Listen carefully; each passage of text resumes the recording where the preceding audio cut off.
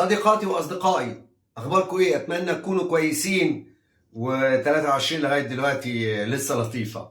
المهم النهارده هنتكلم على مؤتمر اتعمل الاسبوع اللي فات وكان كبير جدا لدرجه كنت محتاج اهضمه فما قدرتش اعمله الاسبوع اللي فات فقلت اعمله الاسبوع ده.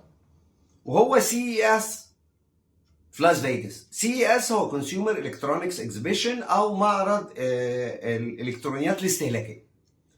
وده اكبر معرض للالكترونيات في الدنيا كلها، متخصص في كل الالكترونيات الاستهلاكيه. فهنتكلم على شويه حاجات منه النهارده.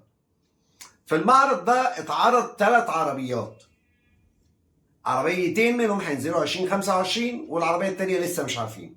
العربيه الاولانيه هي دوج رام كهرباء، ودي نص نقل كهرباء. وللناس اللي عايشه في الولايات المتحده الامريكيه، العربيات النص نقل هي العربيه الثانيه في العيله. فده معناها وطبعا غير استخدامها كسياره نقل خفيف، ان يبقى في سيارات نقل كهرباء. ده اتجاه دلوقتي في الولايات المتحده. جنرال موتورز شغال عليه مع الهامفي مع الهامر، وكمان مع موديلاتها الثانيه. الفورد كمان السنه اللي فاتت ظهرت الفورد كهرباء، وكمان الدوج رام كهرباء.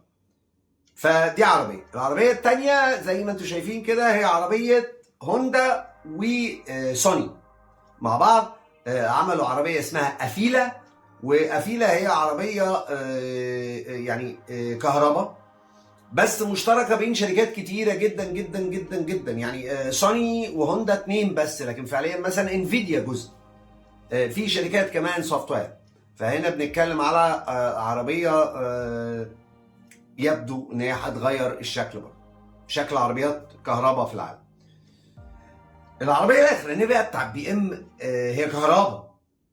السنه اللي فاتت عرضنا عليكم، لو اتفرجتوا على حلقه السنه اللي فاتت، عرضنا عليكم عربيه BMW متغطيه بشاشات انك، او بدل البادي الخارجي شاشات انك، وده بيخلي العربيه تغير لونها بين الابيض والاسود و256 درجه من الرماد.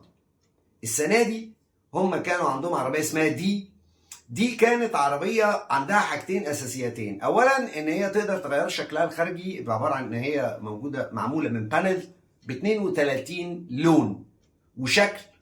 فانت يعني انا مش عارف المرور هيمشيها ازاي دي، يعني هيكتبها ايه؟ لونها ايه اصلا؟ دي كارثه. بس في نفس الوقت حاجه ممتعه جدا جدا جدا. وفي نفس الوقت لما اتعرضت كانوا حاطين جنبها عربيتين شهيرتين جدا في تاريخ العربيات في التعامل مع البني ادمين، هيربي او الفولكس واجن الشقيه، ونايت رايدر او كيت اللي هي العربيه اللي ظهرت في منتصف الثمانينات، عربيه خارقه يعني في التعامل مع البشر.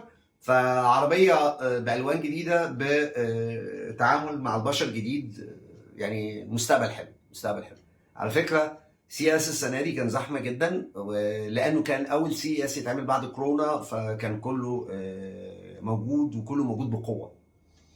على مستوى الشاشات اللي لفت نظري في CES 3 شاشات. الكوانتم دوت بتاعت سامسونج الجديده متطوره قوي قوي قوي قوي، فيها تكنولوجيا كتير، وهتحس ان هي اولد جدا في نفسها، بس هي مش اولد، هي كوانتم دوت فارخص. وكمان عندك LG عرضت اول شاشه بس هتوصلها بالكهرباء. الاستريم اللي هيتم عن طريق جهاز بره، بحيث توصل البلاي ستيشن والاكس بوكس الله يسامحه بقى الديكودر، وصلة الانترنت، كل الكلام ده في بوكس خارجي عن الجهاز. والجهاز البوكس ده بيبعت للجهاز السيجنال ويشتغل بس بكابل كهرباء، فيبقى كابل واحد والباقي ستريم. وكان كمان في شاشة جديدة ممكن تلزقها في أي حتة، وفي نفس الوقت هي بالبطاريات، فالبطاريات ممكن تشحنها وما تشحنها وترجع تفرغها. كونسبت كويس، بس مش عارفين هيودينا فين، لان البطاريات والتلفزيون مش عارف. يا ريت تقولوا لي رايكم ايه تحت في الكومنتات في القصه دي. طيب على مستوى بقى حاجتنا او يعني ملاعبنا، الموبايلات ما ظهرتش قوي، لانه متوقع انه اول فبراير ان شاء الله سامسونج هتعرض تليفوناتها، ويعني لسه جايه، فما كانش فيها موبايلات كتير قوي المره دي، او يعني تقريبا ما فيش. اللي كان موجود كتير كانوا حاجتين اساسيات. حاجه اساسيه ان انفيديا اطلقت الجيل الرابع من كروت الشاشه بدل اللابتوب، اللي هو نزول بقى ل 40 50 60 70 80 90 على اللابتوبس. وده متهيألي هيغير الدنيا جدا جدا جدا جدا على مستوى الجيمنج بتاع اللابتوبس. كمان اي ام دي اطلقت الجيل السابع من بروسيسوراتها. انا عندي جهاز جيل خامس وكان كويس جدا جدا ممتاز يعني.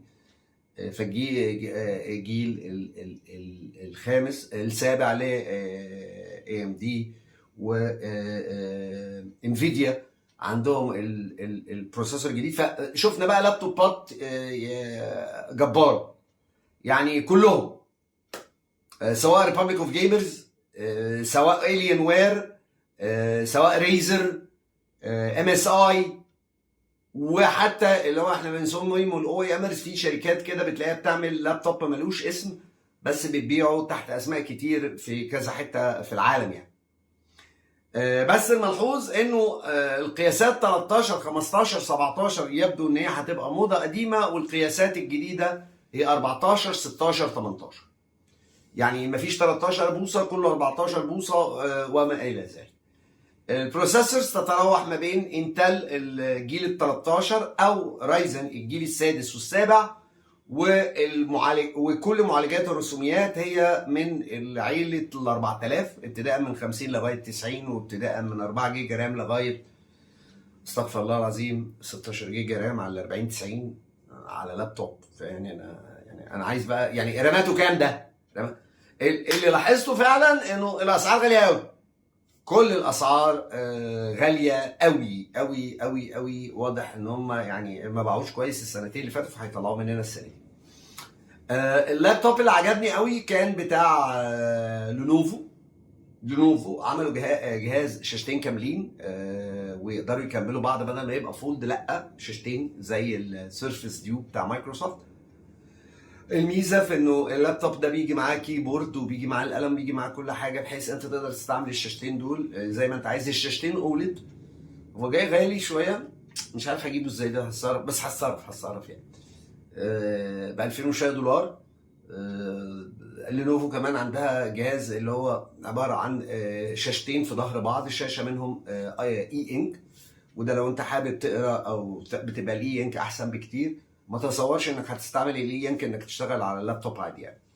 ولينوفو كمان كانت نزلت شويه حاجات منها تابلت شبه الكندل الجديد اللي هو الكندل بتاع الكتابه، بس لسه مش عارفين.